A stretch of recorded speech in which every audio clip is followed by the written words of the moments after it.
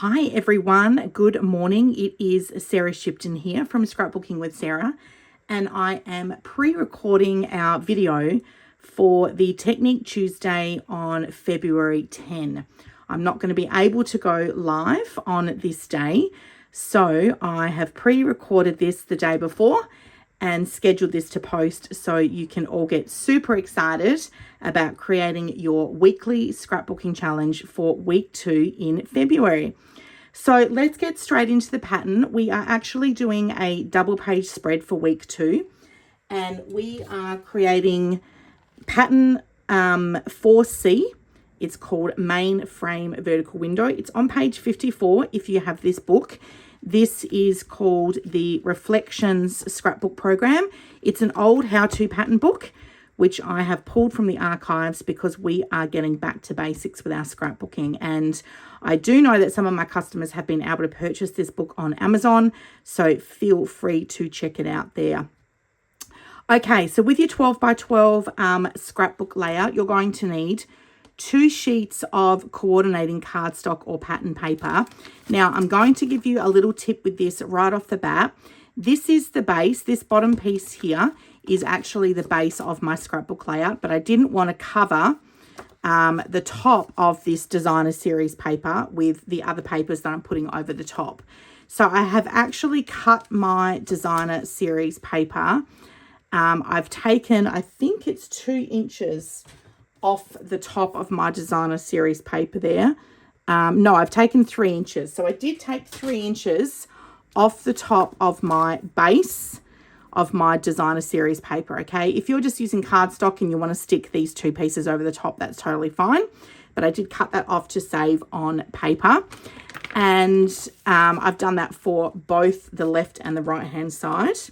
For this piece that's running along the top here, this pattern piece, you'll need 2 pieces cut at 4 inches, 12 inches in length. So you can see that that is actually a little wider. So I've been able to stick this 4-inch piece over the top of my base page. And you can see where the paper is actually meeting here just to save on paper. And then you've got a 1/2-inch strip of paper that's also running through the middle of your scrapbook layout there, and you're going to stick that 1/2-inch strip directly underneath this 4-inch piece at the top. So a very basic layout in terms of your papers, okay? And then you can see here that this pattern main frame has got one 8 by 6 inch photo. If you're going to do an 8 by 6 inch photo, then this photo mat, this paper dimension is cut at 8.5 by 6.5. Now, what I wanted to do this week was actually show you an alternate way to scrapbook using the Beach Time and Beach Boardwalk range of products. So obviously it's beach theme. This is not a beach theme. These photos were taken at one of my bestie's 50th birthday celebrations. Many of you know Belinda through scrapbooking. We had a beautiful brunch at Solar Rooftop with cocktails and some really yummy food. And then we moved out onto the deck in the afternoon for more bubbles and to listen to a DJ out on the deck there. So we had a lovely Saturday afternoon, and you can see the colors in my photos are lots of pastels and some florals, and I just thought that they would work perfectly for these papers that I had from my Beach Boardwalk Designer Series paper, okay? So in terms of your photo orientation, what I do in this particular instance where I've got like the bones of my scrapbook layout, I printed 12 photos. I've used 11 on the layout. So what I will do is actually crop the photo down to the best size. So I'll either leave it at a 4 by 6 inches, or I will cut the photos down to 4 by 4 or 3 by 4. You can see here I've got some 4 by 4 inch squares here, and then these photos along the top, I've cut these down to 3 by 4 with a flip flap over the top. So I'm really just focusing on the people in the photos, okay? And so this 4 by 6 inch one here, I should have actually edited this before I printed it and zoomed in so we had us girls in the full frame. But there's some beautiful artwork and lights here, so I've just decided to go with it. I have got a little embellishment cluster where I've sort of stuck over the top. There was a big palm tree coming over through the window there. And this one I've left 4x6, so you can see the beautiful tier of brunch food that we had to dine on that day. So if I am not using the photo orientation that is suggested in the pattern, I will cut my paper dimensions as the bones of my scrapbook layout. Then I will cut my photos down. I will crop them down to the standard scrapbooking size that will be best suited. And then I will have a bit of a play with how I'm going to lay all that out. So I feel that my layout, I'm really happy with how that's all come together. I've got the larger photos down the bottom here, some square photos with some smaller photos through here just to balance that out. And then these photos at the top here. So you can see here that this doesn't need to be running evenly the whole way across.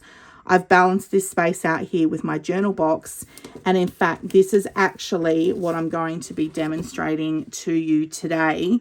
With the stamping, I'm going to be showing you the new Stampin Positioner tool that we have available at the moment. It's not for sale. It's actually our joining offer for February. You will get the Stampin Positioner included in your starter kit. The reason I have it is that demonstrators were given a pre-order period where we could purchase the tool and the grid paper, so then we could demonstrate it during the month of February while the joining offer was on, so you could be inspired by that particular tool. So let's go through I'm going to actually do the Stampin Positioner first, and then I'm going to run through the different embellishments that I've used on my layout today. So let's bring that into view here. Okay, so I'm super excited to share this with you today. I got this a couple of weeks ago, but I didn't actually have a play around with it until over the weekend. I had one of my team demonstrator days here, and we opened it up and we watched a training video on how to use it. And then on Sunday, I was here in the office having a play around with it. So there's two components. There's the Stampin Positioner, which you can see here on the right, and there is some grid paper. So I actually bought both of those items individually as part of the pre-order. And I want to say off the top of my head, it was about $100 to get both items. But if you join my team during the month of February, and I think this offer goes right up until March 2nd actually, because then March 3rd is the new product launch for March products. So this offer to get this Stampin Positioner tool for free and the grid paper for free during the month of February, you'd need to sign up in my team before March 2nd, and this will automatically come in your starter kit, which is great. So first things first, you get an instructional guide here.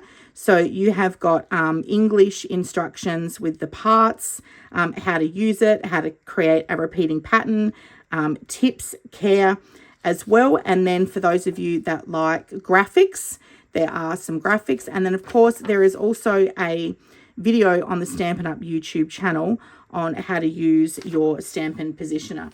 So you just got to get in there and have a play with it for sure. Now this is a smaller guide, which I'm going to demonstrate or share with you shortly.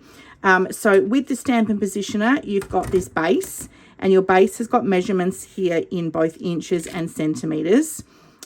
You've got some pegs here, which is where the grid paper, actually no, the grid paper doesn't, the grid paper goes in this section here, if you're wanting those measurements. And then you've got some little pegs here on the left and the right hand side, which is actually for your Stampin Positioner, this large stamping plate. This can actually sit over the top here, and when you press that down, you can see that these pegs will actually collapse, okay?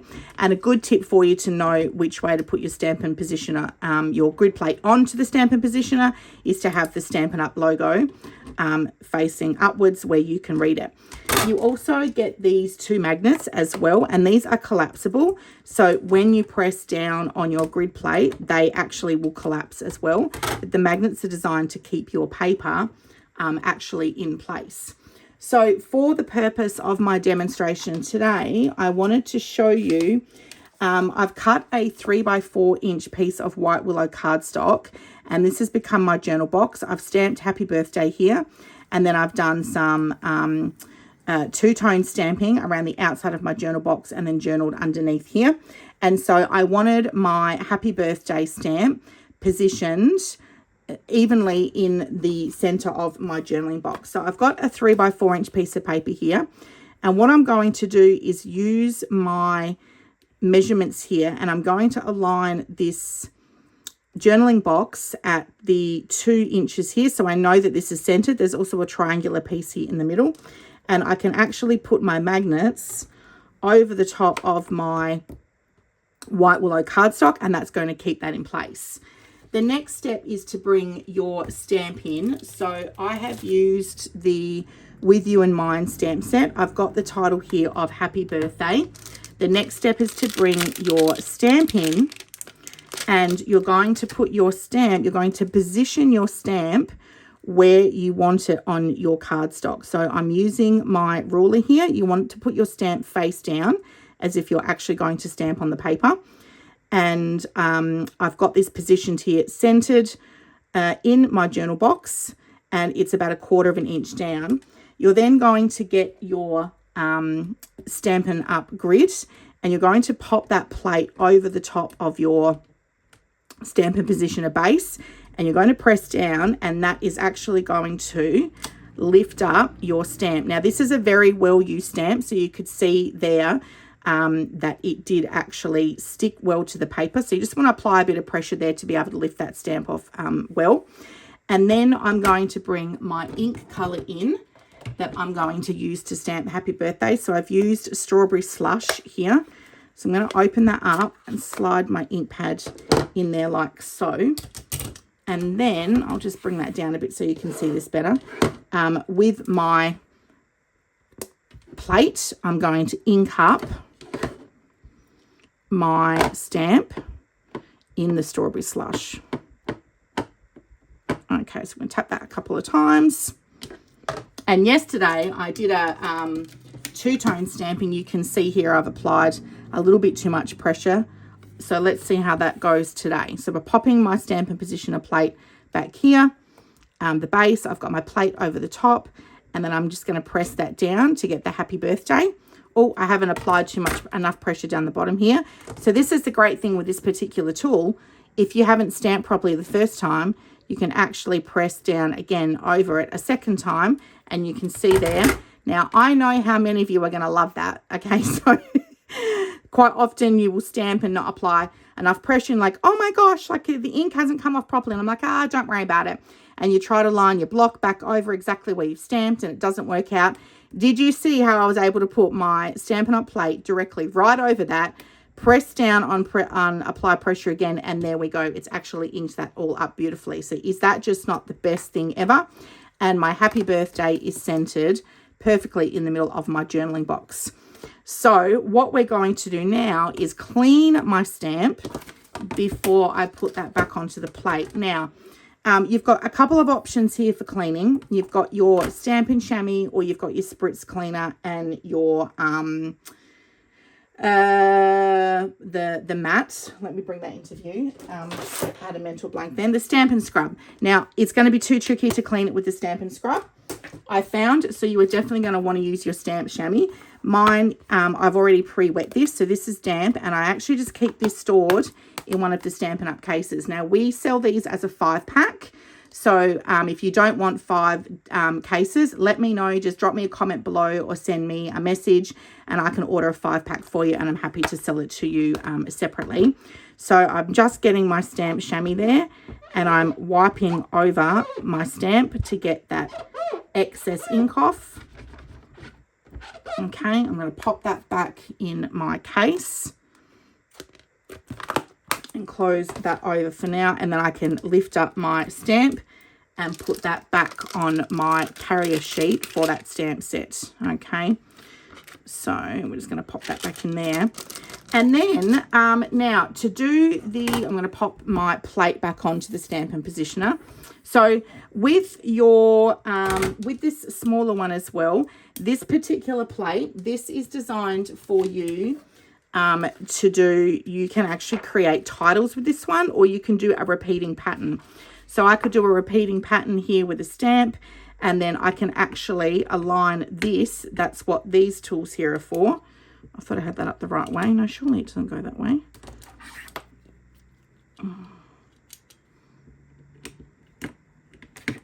Oh, Hank, Sarah. I'm trying to put it onto that and not the actual holes. Okay, girls. It's too early for me and I haven't had coffee yet. So you've got these holes in the top of this smaller plate, and you're actually going to put that over the top of these pegs here. And this is how you can create a repeating pattern, okay, using this smaller stamp grid. This would also be great for titles. You will see me use the Stampin' Positioner more because I actually want to show you how to stamp on your base page of your scrapbook layout. I love that you know, you don't want to stuff something up. You want to put like a big stamp in the corner or have a title, and you don't want to stuff it up on your scrapbook page. So you are going to see me using the Stampin' Positioner more. And when I see it at my February workshops, I'm definitely going to be demonstrating this tool to you now as well. Just a reminder that it's not currently available for sale. The only way that you can get the Stampin' Positioner was either to be a demonstrator when it was available during pre-order, or you can join my team during February, and this is your welcome gift. Okay, so you've got some grid paper here as well. So this is definitely helpful. You can pop your grid paper. This has got inches on one side, and then you've got your metric on the other as well. So we're just going to pop that down on there like so. So if you had something that you were stamping, you could actually use your grid to do like a circular stamped image, because this is going to go, your plate is going to go over the top of that. Oh, wrong way around, like so. So that's super handy to have your grid here. And I haven't played with the grid paper as of yet. I just wanted to do something really basic today. But again, you'll see me demonstrating that. If I was to do everything in the one video, it would go forever. And I know myself, I'm not a fan of watching videos that go for too long. Half an hour is about my capacity. And even sometimes then I will zoom across. So now I also have created I'm just going to quickly demonstrate this to you as well. This is a pattern that I've done around the outside with two-tone stamping. So I'm going to close that one up. I'm just going to open up my pool party, and I have used, this is kind of like random stamping, but also two-tone stamping. So I have used the Petals of Beauty bundle to embellish, because obviously I didn't want beach stickers on this. I've gone for a floral pattern. So this just shows you how you can coordinate different suites together to get your desired result. So the Petals of Beauty dies and stamp set. This also comes as a bundle at 10% off if you get both the stamp and the dies.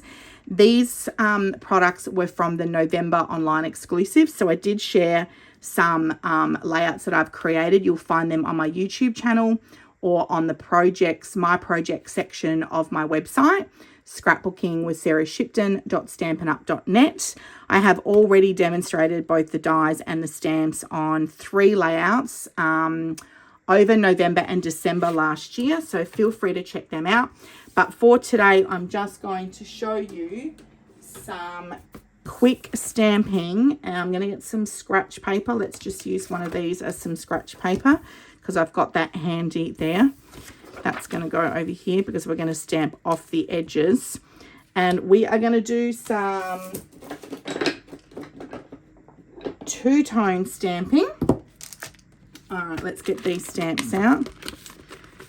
So I wasn't going to do this today, but we're going well for time, so let's just quickly demonstrate this to you.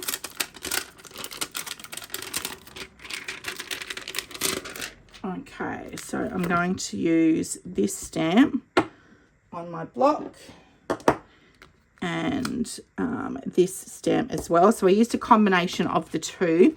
How this works well is that you can actually stamp a second time to get the lighter version here of Strawberry Slush, and then you can put the other stamp over the top and just stamp once, and then you get the original color. So this is where I've done the two-tone stamping here, and then die cut that out. So I'll just bring my pool party into view here, and we are just going to do some random stamping. So I'm stamping off once and then a second time there. And then what I did was I've just gone around the outside of my stamped image here, my journal box, and I've just created a pattern. It can go randomly anywhere. There's no rhyme or reason to this at all. Yeah, I'll pop one here. And then I have just fed in the other stamp around the border here. And you end up with this gorgeous stamped pattern. Let's do a dark one here. I'll do a lighter one here. So I haven't gone too high over the happy birthday, but I did come up a little, and you can see where I'm just matching the stamps in there. I've got ink on my finger and I'm getting it all over my journal box, but that's okay. Let's go this one here. And then we'll do a darker one up the top here. I'm going to journal over that anyway. Oh my gosh, Sarah, I got lots of ink over that one there. Okay, we'll do a stamp off there. We are getting inky today, girls, aren't we? And I'll do a little dark one in here. And then we'll do a stamp off one here. And a dark one just in there. Okay, so I've done that on top of my Stampin' mat. Now, as you can see here, I've made a little bit of a mess with the ink, but don't be too concerned about that because that just adds to the creativity. So cute, so cute. So that was my end result. I've actually stamped with some Daffodil Delight on the inside as well. Let me grab another little block. With my little, is this called a stamen, the little floral bit that goes in the middle. And I also did this, I stamped off this one as well, okay? So I didn't want this to be too dark. I was going for the lighter look. So then I've just randomly stamped the little stamen inside some of the flowers just to get some of that yellow in there. Let's pop one here. And another one here. Cute, cute, cute one here. And that is how I've ended up with my journal box. I'm just going to pop these to the side. Okay, so we have got a stamped happy birthday journal box. Obviously, don't be so rushed when you're doing your stamping, girls.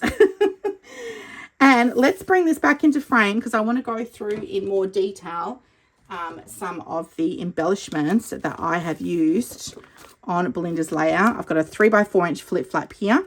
So let's take that out. And alrighty.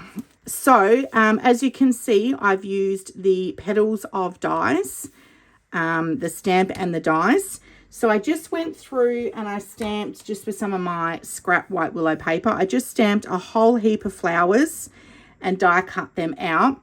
And I've used the colours Timid Tiger. And we did Pool Party, which I've just demonstrated to you then. And Daffodil Delight. And then also Strawberry Slush. So these four colours I went through and did some stamping. Some of it you can see here was first time stamping, and then this was second time stamping. So that's when you stamp off once and then stamp a second time, you'll get a lighter tone of that colour.